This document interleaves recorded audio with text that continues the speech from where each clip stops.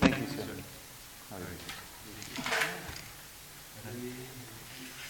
Krishna.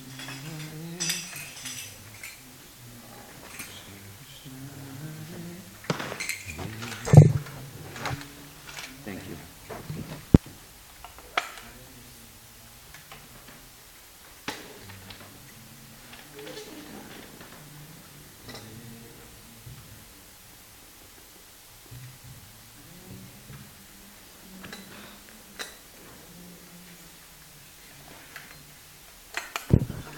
Jaya Radha Madhava Kunja Bihari Jaya Radha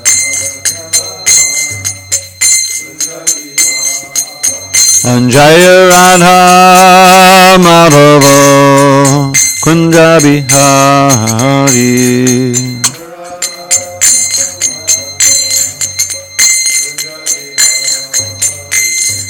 Gopi Janna Vallabha Girivaradhari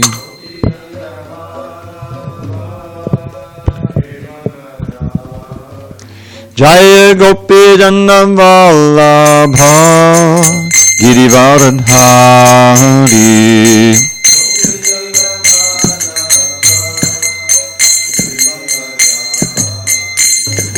Yashodanandana Padajana Ranjana Yashodanandana Padajana Ranjana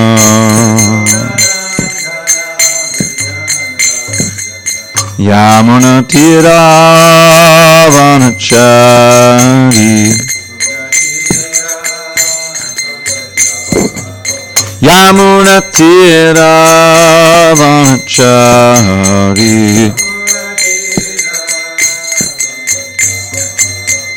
Jaya Radha Madhava Kunja Bihari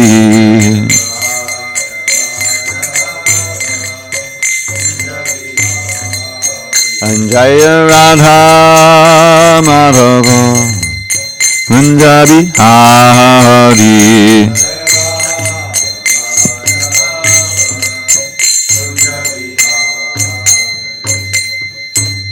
Jai Om Vishnupad Padamahansa Padurika Charja Ashtotar to the Sri Srimad's Divine Grace Srila A.C. Bhaktivedanta Swami Prabhupada Ki Jai ISKCON BBT Founder Acharya Srila Prabhupada Ki Jai Jai Om Vishnupad Paramahansa Padurika Charja Ashtotar to the Sri Srimad's Divine Grace Srila Bhakti Siddhanta Saraswati Thakur Ki Jai Ananta Koti Vaishnavinda Ki Jai Namacharya Srila Haridas Thakur Ki Jai Grantaraj Srimad Bhagavatam Ki Jai Samaveta Bhaktavinda Ki Jai All glories to the assembled devotees. All glories to the assembled devotees. All glories to the assembled devotees. All glories to Shri Guru and Gauranga.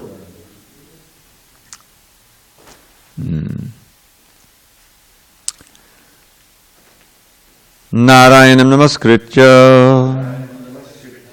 Narang Chaiva Narottamam Devim Saraswatim Vyasam Tato Jayamudiriet. Before reciting the Srimad Bhagavatam, which is our very means of conquest, we should offer our respectful obeisances unto Lord Narayan, the Supreme Personality of Godhead, unto Narayan Rishi, the supremest human being, unto Mother Saraswati, the goddess of learning, unto Srila Vyasadeva, the author, and unto Srila Prabhupada, the translator, commentator, and our spiritual master.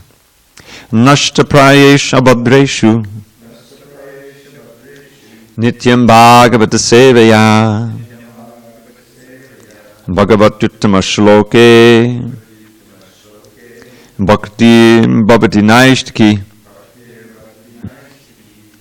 By regular attendance in classes on Srimad Bhagavatam, by rendering devotional service to the pure devotee, all that is inauspicious within the heart is destroyed almost to nil, and loving devotion to the Supreme Lord who is glorified in transcendental songs is established as an irrevocable fact. Om Namo Bhagavate Vasudevaya. Om Namo Bhagavate Vasudevaya. Om Namo Bhagavate Vasudevaya.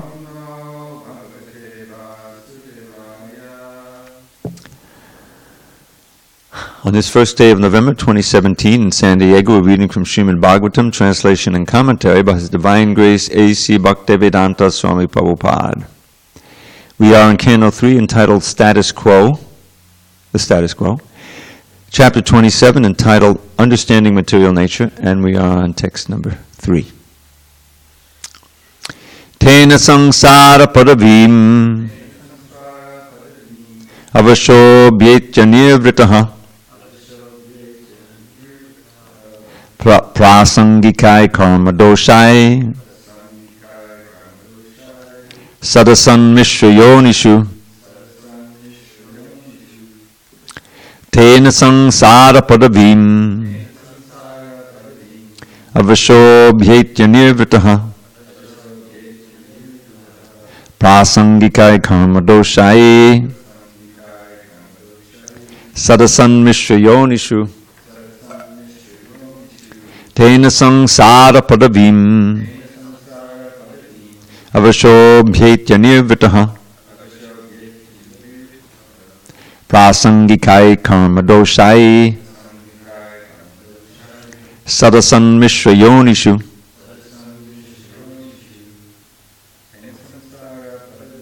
tena sangsara padavim avasho bhyetya nivritaha prasangikai karma doshai sadasan mishrayonishu. Someone else? Tena sangsara padavim avasho bhyetya nivritaha prasangikai karma doshai sadasan mishrayonishu tena sangsara padavim avasho bhyetya nivritaha prasangikai karma doshai sadasan mishrayonishu tena samsara padavim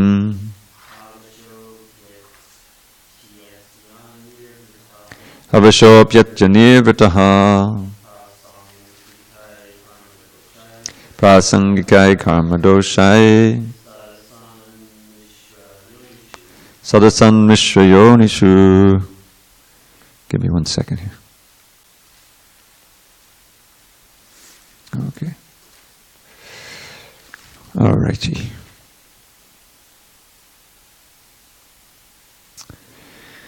Tena, by this, samsara, of repeated birth and death, padavim, the path, avashaha, helplessly, abhyeti, he undergoes, anirvritaha, discontented, prasangikai, resulting from association with material nature,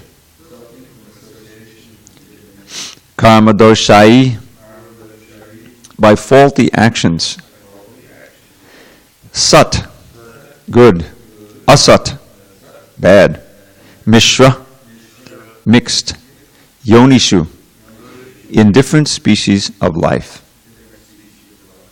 Translation. The conditioned soul therefore transmigrates into different species of life, higher and lower, because of his association with the modes of material nature.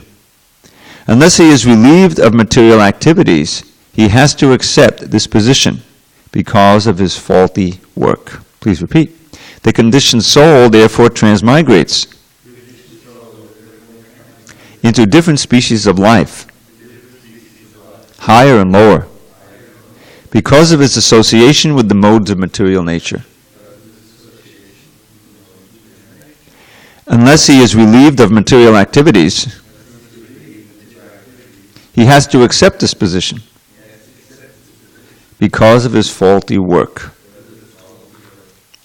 Purport. Here the word karma doshai means by faulty actions. This refers to any activity, good or bad, performed in this material world.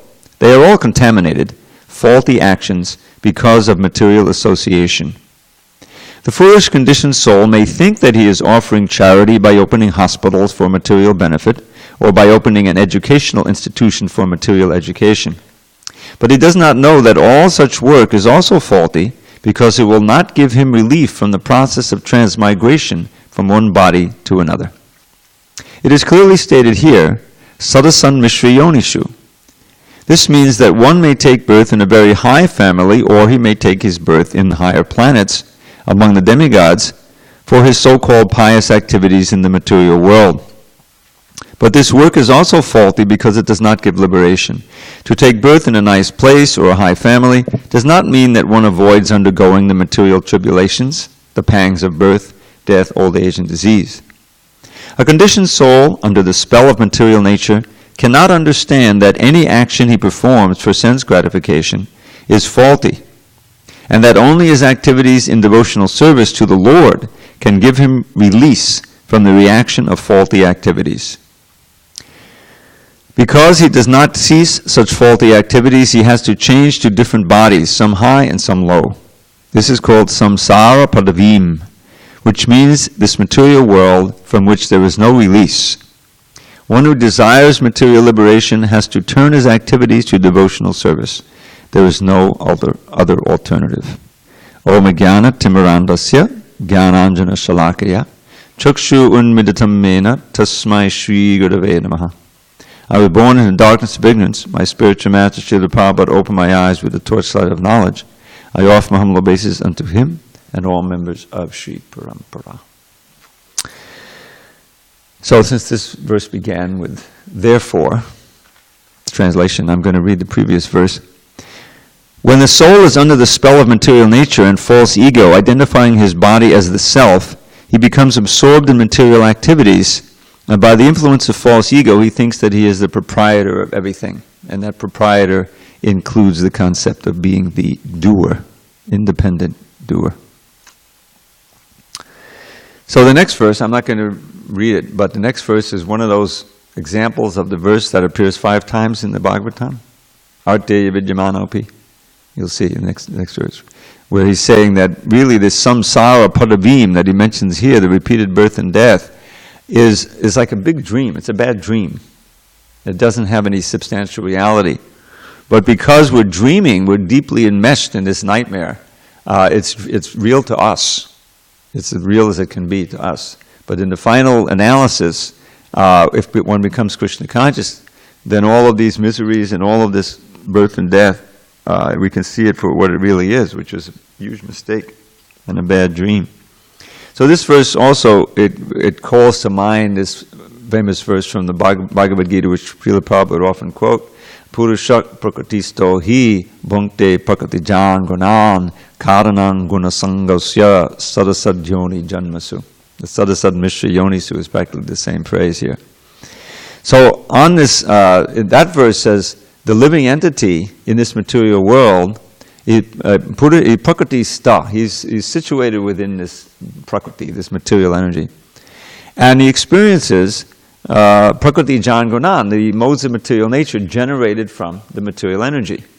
There's a certain combination. We all have our different combinations of percentages of goodness, passion, and ignorance. Sometimes we know passion is on top and is suppressing the goodness and ignorance. Sometimes ignorance is more prevailing. Sometimes the goodness is more prevailing. So we're associating with the modes. We're associating with the different sense objects and having sensations, all controlled by these modes of nature and in the modes of nature. So this verse says, as we associate, we have some independence in this. As we associate, we get good or bad births. In other words, we become higher and lower within the material sphere. So our minute independence is being misused to simply choose amongst the different sense objects and different modes of nature, rather than to choose between the material energy and the spiritual energy. And this is one of Maya's grand illusions, thinking that, oh, if we just get this thing, or we have this experience, or we get this person, or we get away from that person, then we'll be happy. And this goes on birth after birth. Now, in the lower species, they're much more constricted. They don't have the same use of the intelligence and choice. But the same thing is going on. They're simply associating with material energy and staying tightly bound. Now, this idea of karma dosha, that's not in the Bhagavad Gita verse, but it's implied. The idea is that all the activities that we undergo, dictated by the modes of nature, by our materially conditioned senses and mind, these are faulty, meaning that they have the big fault of keeping us bound in this material energy. Nunam pramatta kurade vigharma yadindriya priteya pranoti. Vrishabdev teaches, those who are simply engaged in sense gratification are kind of in a madness, because they're acting in such a way against their own best interest. By acting simply for sense gratification, you're sure to perform vikarma, means sinful activity, and such activity will be sure to give you another body, and really a painful body, which gives all kinds of suffering. So the entire material enterprise is based on a great fallacy, which is that we can be independent from Krishna, that we can enjoy separate from Krishna, that this material world is made for our enjoyment. We are the proprietors, we are the independent doers, we are the controllers. All of that is a grand illusion. And the only cure for it is devotional service, is attacking the problem at the root, which is the false ego, the false sense of self as an independent person, as the body. So that's why Bhakti Yoga really begins at that point of surrender, of recognizing our helplessness in this material world. We don't know what's best for us, and we need pure guidance, higher guidance. That's where it begins. And that's why we're always bowing down all the time and saying Nama Om, I offer my obeisances, to try to chip away at that adamantine false ego that we've been holding on to for millions of births, and considering ourselves separate from Krishna. Bhayam dutiya banabeshidaksa. This fear comes when we falsely think ourselves detached from Krishna and try to enjoy and dominate this material energy. And in the present society, we can see the first canto is filled with all kinds of social commentary, because there's Maharaj Parikshit there's Kali comes in, and the concern of the sages of Naimisharanya is for the society, for the people who are ignorant, especially they see the Kali Yuga coming. And I reread the first canto recently very meticulously, comparing it with the original Delhi Bhagavatam. And there's, Prabhupada is sometimes really, he's almost like on a soapbox, he's got his, and he says, what has this modern society really produced of value? The cow slaughter, the virtual prostitution of the women class, the lack of any austerity, cleanliness, mercy, or truthfulness. We can see how in the modern society this absence of truthfulness is causing a huge amount of consternation. It's the last leg of religion. If your parents are lying to you, if your teachers are lying to you, or if they don't know the truth and they're telling you something wrong, what to speak of the politicians and the people who are selling things to you, everybody's lying. Then where do you go for any truth, for any certainty of what's really good for you or what's going to happen next? People recognize that doesn't work. If you can't trust anybody, then it's a horrible society. And so it devolves down into just the immediate sensation. I don't care about tomorrow, I don't care about yesterday, I don't care about you. I just care if I have my little toys and I can play and forget everything. Or my drugs. Drugs are just another kind of way of trying to forget everything and just live in the moment. But it produces extreme suffering on every level. personal, familial, social. It destroys everything. So that's the example of the destructive nature of the modes of ignorance. So it transmigrates into different species of life because of his association with the modes of material nature. Now this word prasangam keeps coming up again and again. Prasangikai. And the Prabhu, as Prabhu would often point out, prakrishta rupena. If you listen to Prabhu's lectures, every time we have a word, or oftentimes when we have a word beginning with pra, he'll quote this little phrase, which simply means prakrishta rupena, that the prefix pra intensifies whatever it modifies. So we have sangha, and then we have prasanga. In the Sadhu Sangashika, that's the first word. Prasangam madadam pashamatmana kavadovadu. That this association is more than just association. Association and contemplation, which will come in the next verse, produces attachment. And that's why sangha has both those meanings. Sangha means association, and it also means attachment, doesn't it? Yes. And so prasanga is intense on both levels, meaning that you intensely associate, and then you become strongly attached. Now, it can be good association. That's why it's satam prasangam mama virya samvido. By meaningful, intense association with the sat, with the devotees, then your doors to auspiciousness opens up. Why? Because you're going to hear transcendental vibration. That's not lies. That is the actual truth. And that can enter your heart and transform your whole life, or make it auspicious. So therefore, we've had already in the last two chapters ago, chapter 25, where Kapila Dev gives this wonderful instruction that the prasanga, the powerful attachments, which are like ropes, ajadam pasham, that attachment, that association has to be turned to the sadhus, to the devotees. And then everything goes from there. I'm not going to run through that Sadhu Sangashta, which I've done many times before. But it's interesting to see how these words keep coming up. It all begins with association. Everything. Our association of our consciousness with the material energy produces more and more attachment. What does Krishna say? Kama, what is it?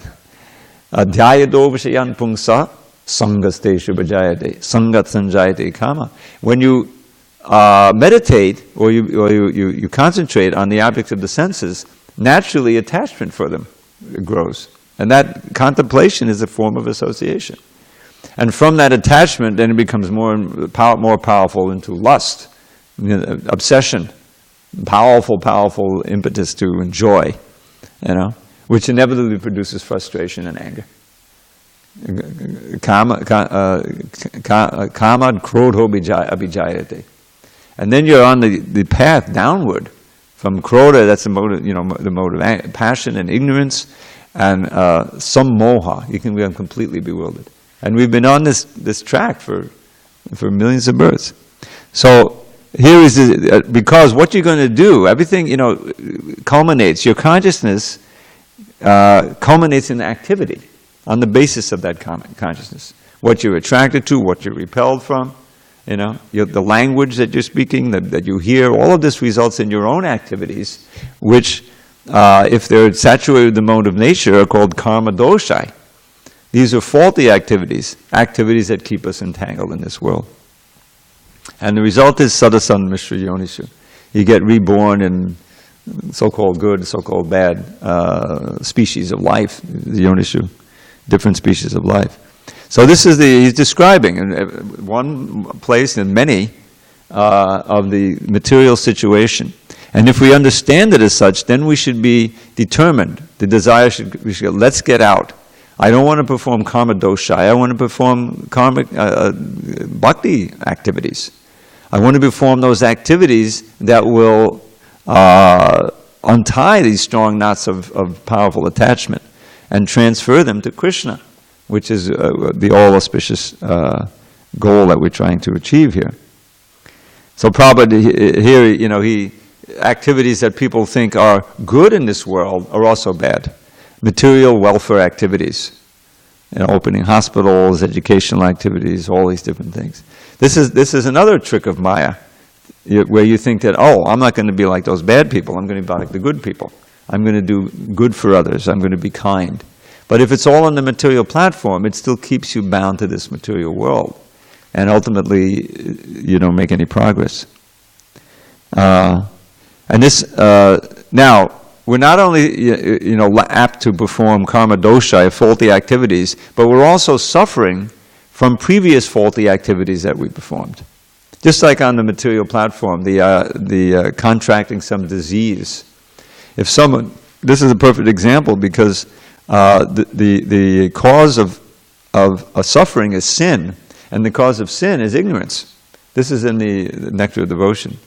So if we don't know what's sinful, or we may know, but we don't really know what the results are, and we don't have, then we'll perform sinful activities, and that will further cover our understanding until we can't really even distinguish between sinful and pious activities. But that we've done that in the past, and therefore we're suffering in the present. So the process of bhakti clears not only purifies our present activities, but clears off the dosha, the results of past activities. This is also mentioned in the Sadhu Sangashtika, where he says the good association, tahete sadhavak sadvi sarva sangha vibarjita sangha shteptadepa sangha dosha harahite. My dear mother, or pious lady, you must search out the sadhus who he's just described, the devotees who are very tolerant and very merciful and are always hearing and chanting. Because such association will remove the faults caused by previous bad association. It's just like if you contract a disease because you haven't washed your hands all the time. You can't simply respond to that disease by just starting to wash your hands. You have to do something to cure the disease, right? So that's one of the great values of devotional service. It does both things. By practicing devotional service, you don't really have to worry about all this past karma that you did. That's automatically taken care of. And you know that you're not incurring any new bad karma, rather you're opening the path to liberation, going back to guided. So as Prabhu would sometimes say, with Krishna consciousness, in one fell swoop, you solve all the problems. This is really the great boon of devotional service. It's not that this is one of the offenses to the holy name, is to think, oh, I'm worshiping Krishna for my liberation and for my bhakti, but I better worship Ganesh for my business, right? And maybe I should worship Shiva just in case, and this idea, that's an offense. Just the holy name of Krishna alone is all we need, is completely self-sufficient. Purna, it is Purna, and Shuddha Nitya Mukta. So, but in the clutches of Maya and illusion, we not only don't even know why we're suffering, we blame this person, that person, bad luck, whatever, and we try to remedy that fault, but it doesn't really solve our problem. And so, under the spell of material nature, we can't understand the reason why we're in this situation or how to remedy it by doing different activities. So, Krishna consciousness is meant to be a whole immersion, a lifestyle, if you will, so that we don't risk performing activities that again keep us entangled in this material world. And it's kind of a refining process because we're so powerfully conditioned. It's difficult to stop all material activities at once. And although certainly to be a serious devotee and get initiated, we have to follow certain principles of do's and don'ts. But we're so habituated that we find ourselves struggling. So it's a process of refining, of introspection, and also consultation with other devotees, so that we can improve our service over time, and we can really begin to taste all the benefits of devotional service. I mean, just by chanting one name This is a section in the Hari Bhakti Vilas where he goes on and on. There's literally hundreds of verses about the glories of the holy name. And most of them are describing how just chanting one time or anyone who chants the holy name, especially Krishna's name, it's mentioned again and again, gets completely free from all karma and gets liberation and all these different things. That's fine, and that's absolutely true. But ultimately, that's not our goal. Our goal really needs to be to taste the mellows of pure love for Krishna. That should be our goal. And that's not so easy. For that, we have to chant purely and avoid the offenses completely and truly refine our devotional service. So we should have that aspiration and at the same time be very strict in our sadhana so that we'll feel the basic benefits of devotional service, which is joyfulness and freedom from anxiety and just growing sense of purpose in our lives, growing knowledge, and peace and joy, which we always wanted to have as hippies. Yes, Prabhu. Oh, okay. Peace too. Peace. Okay, so are there any comments or questions on this particular verse? The conditioned soul therefore transmigrates into different species of life, higher and lower, because of his association with the modes of material nature. Unless he is relieved of material activities, he has to accept this position because of his faulty work. So it's not just a philosophical exercise, it's not just a question of reading books. We have to change our activities. And that's why Srila Prabhupada, he started this society, and he started ashrams and temples where you can actually immerse yourself, those who are really serious, and radically change your activities. And it was seen and it's proved that people also radically change their consciousness and their outlook and feel the great benefits of Krishna consciousness. There's always something to do in Krishna consciousness.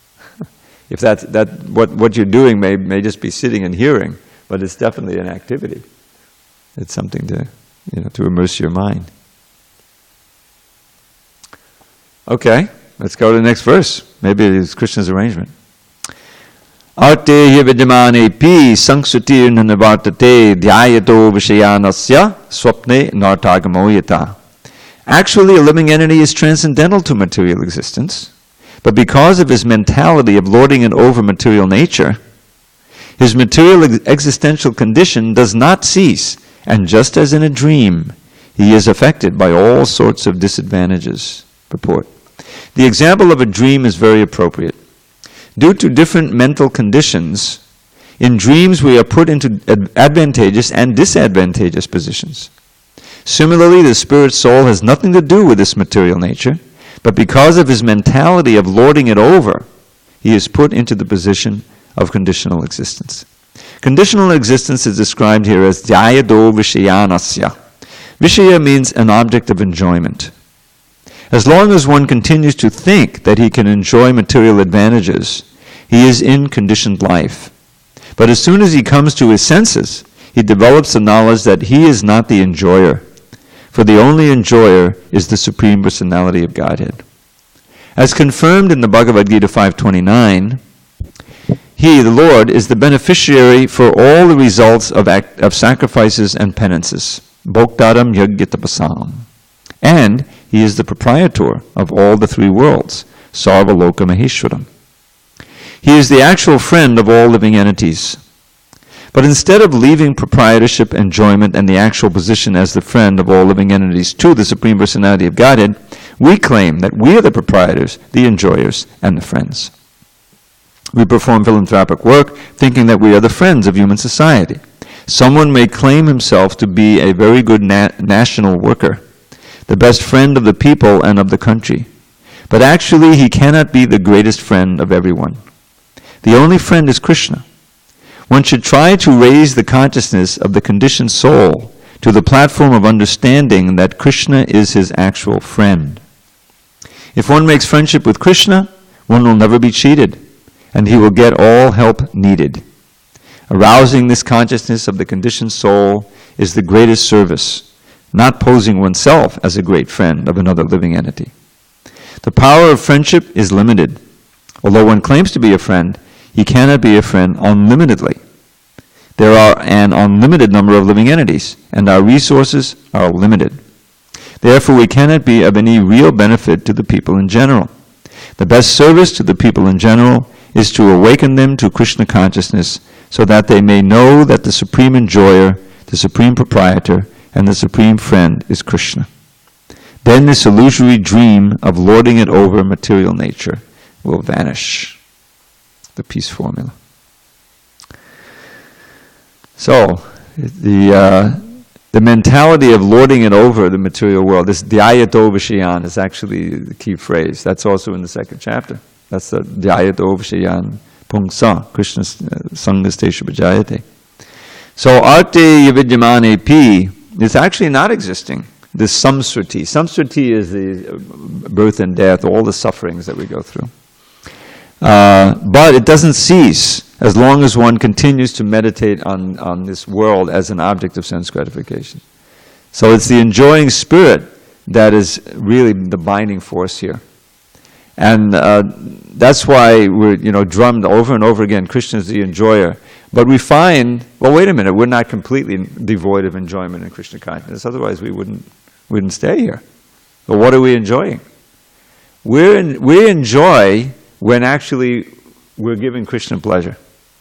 When we focus our mind on the holy name, really chanting with concentration and some whatever devotion we can bring to it, that's pleasing to Krishna. And because it's pleasing to Krishna, therefore we feel some ecstasy. And the more that we can focus the mind and the more that we can focus the will and actually do things for Krishna's pleasure and feel that we're pleasing him, the more pleasure we'll feel. Because it's very scientific. I love this phrase. You've heard it before, and no one memorizes it because it's not a verse. But it's in a purport, and Prabhupada says, Jiva Goswami, in one of the Sandarbhas, he doesn't mention which one, has kind of summarized the essence of bhakti in this phrase. And it goes like this: Bhajaniya padama purusha sukha matra swasukatvam, which means that one is happy, one takes one's pleasure solely in the happiness of the worshipable Supreme Person, Krishna. Bhajaniya means he was worthy of worship and worthy of service. Padama Purusha, the Supreme Person, Sukha Matra, only in his happiness do we take happiness. Now this is not an alien concept to us. Think of Christmas time. Okay, I didn't grow up in a Christian family, but it pervades. Of course, it's been over commercialized, but the essence of it is really, at least a phenomenon that we see, is that parents really want their kids to be happy on Christmas morning, right? And so they find out what toys they want, they wrap them up, and then that morning comes. Right, and the kids rush down, and there's the present that they had. It's all wrapped up, and his whole myth of Santa Claus, whatever, But then the parents, what are they taking pleasure in? They're not taking pleasure in playing with these toys. They're taking pleasure in their kids being overjoyed, at least for a few minutes. It's all material, okay, but the thing is, it's a nice example of this taking pleasure in the pleasure of someone you love. This is the idea. This is the essence of real love. Now, in the material sphere, it's all saturated with the modes of nature. We know that, but it's similar to what Prabhupada gave as the closest example of the mother and the child. If the little baby doesn't even know the mother is a person, is like 3 days old or something, but the mother is suckling the child, feeding the child, keeping him warm and everything. And if the child looks at the mother and there's some kind of half a smile on there with a toothless smile, the mother's heart is completely. That's all she wants. That's complete fulfillment at that moment, right? Because the bond is there of protection and love and care. The happiness of the mother consists of the happiness of the child. Now, think of it the same way. Now, Radha and Krishna, they're emanating, unlimited waves of love for us, okay? Everyone wants to be loved. We can't perceive that now because we've wallowed in this material energy. But if we can reciprocate a little bit, Patram Pushtam Balam Doyam, and Krishna senses that, then we're going to get a little bliss We're going to get some spiritual happiness. It's not sense gratification. That's really happiness. And that's what keeps us going. In the kirtan, the whole body, the idea is you're not even thinking about it. But all your senses are engaged, and it's all encompassing. And it's much easier really to concentrate on the holy name. It's hard not to think of the holy name. That's the whole idea in that situation. And because it's, everyone's moving together, it's very pleasing to Krishna and it's ecstatic. Even in our conditioned state, we can feel some of that. When in really nice Vip-roaring kirtan, or one of those long meditative kirtans, we get, the music, that's important also. There's these three things that Lord Chaitanya engaged that are also great forces of Maya. What is it called? I always forget, there's a verse. Anyway, there's singing, dancing, and playing musical instruments. Now, how much of Maya is involved in that? Tons, right? All of this material music and going to the dances and the raves and all that stuff. It's all singing, dancing, and playing, at least listening to musical instruments. So the huge Maya, modes of ignorance, all in that music and everything. But it can be used. It can be an agent for bringing us in contact with Krishna. And now Lord Chaitanya said, yes, not just go off to the Himalayas. No one's going to do that. Thousands come together and chant Hare Krishna together. It started in Shiva Sangan, but it broke it out, and in the streets, and everyone was crying. Everyone was in ecstasy. Of course, it was Lord Chaitanya's time; he was right there. But that same process is applicable today. Prabhupada had that great faith that these Westerners, yes, they're all mlechas and yavanas and chandals and everything, but he had faith in the holy name and the process of Harinam Sankirtan. And why is there a pleasure there? Because it's pleasing to Krishna. We may not even know that at the time, but he's pleased that we're chanting his name and concentrating on his name and dancing and propagating his name, getting others to chant his name. So that pleasure is good. We should go for that pleasure. Try to increase it as much as possible. The pleasure of serving Krishna and taking pleasure. And one of the greatest things is, that really pleases him the most, to serve the other devotees. We just read this morning, right? Vaishnav Seva, Nama Ruchi, and to help be compassionate to the fallen souls. I forget what the Jiva Doi. Ramnath Swami loves to quote these things. Jiva Doi, Vaishnav Seva, and Nama Ruchi. That's the essence of the whole thing. So being compassionate to each other by giving, helping us be each other become Krishna conscious, and giving it to others, and they're all devotees. Everyone is a devotee inside, right?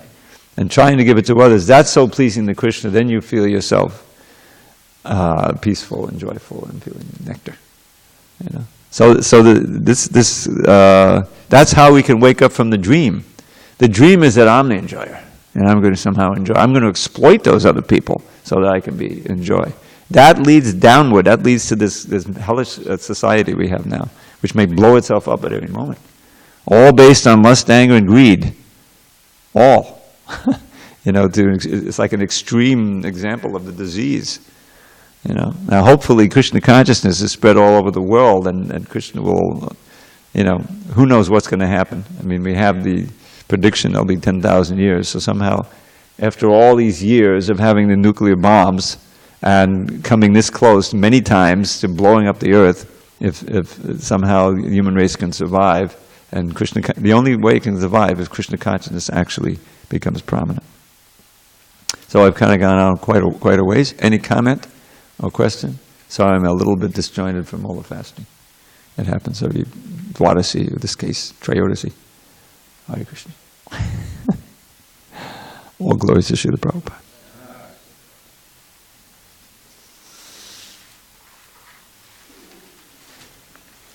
Arte vidyamane pi.